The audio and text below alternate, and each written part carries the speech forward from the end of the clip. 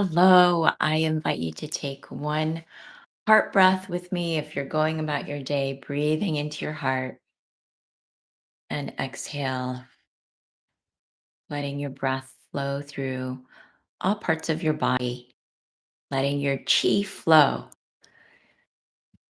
Today is the last day of emotional resilience, how to really develop a sense of well being for yourself, even when the world around you feels like it's in conflict, it's falling apart. There's a lot of fragmentation that's happening. What can we do to cultivate resilience for ourselves? And that really starts with a daily practice. Just taking, even if you have a few minutes in the morning to sit with yourself, appreciate your coffee, breathe. That's one thing that is instrumental that we can do. And the second thing is to consciously develop our communication skills. Because so often, what I've noticed with people is that when we experience a lack of peace, it's because the mind is thinking one thing, the emotions are feeling another thing. So, for example, you might have had someone at work and they slighted you at work, and in your mind, you kind of rationalize what happened. But your emotions are feeling that anger and that fire and that resentment that's, coming up. And it's about learning how to bring our mind and emotions together and feel peace within ourselves. And so part of that is learning how to process within ourselves and recognize when we feel split. It's like part of me feels this way, another part of me feels that way, part of me thinks this way, right? And so noticing when we feel this disconnect or dissonance within ourselves first and learning how to bring that together and also learning how to communicate with others. And in today's age, unfortunately, when people don't have, and I call it coping communication skills. So we all have our own coping communication skills.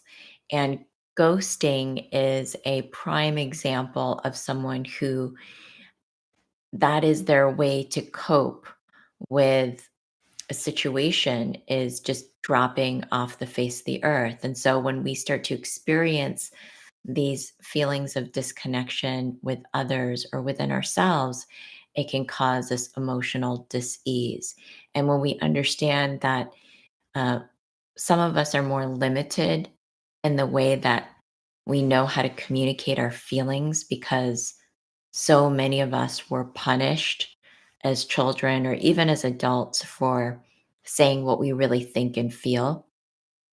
So, the best way out of that to protect ourselves is to just bow out, right? It's just leave, ghost, don't say anything, silence ourselves.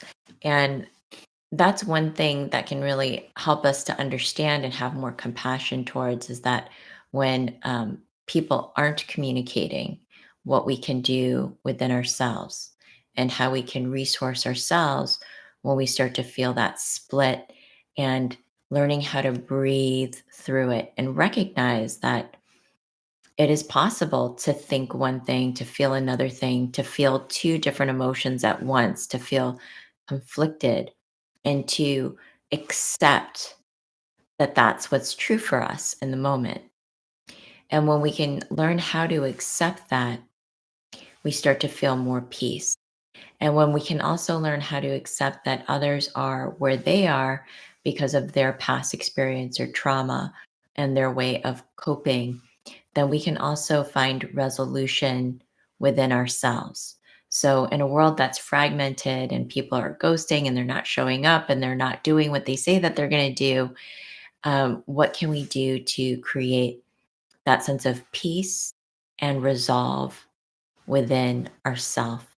And that's perhaps to recognize that some people don't have the language, they don't have the communication skills.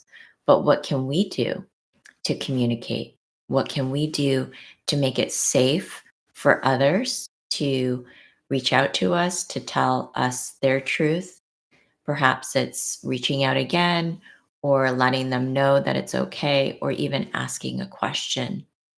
So, even when we feel those tensions, how do we choose to communicate? Do we communicate with love? Do we communicate feeling a little guarded? And just noticing our own communication style, our own coping communication mechanisms. When we feel uncomfortable, do we withdraw? Do we lean in? Do we speak up? Do we become quiet? So, noticing how you respond to situations that might feel a little uneasy or tense, and especially now that we're entering the holiday season with seeing family and loved ones, and we know the holidays kind of comes with some more energy.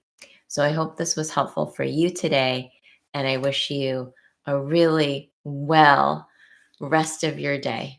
Blessings.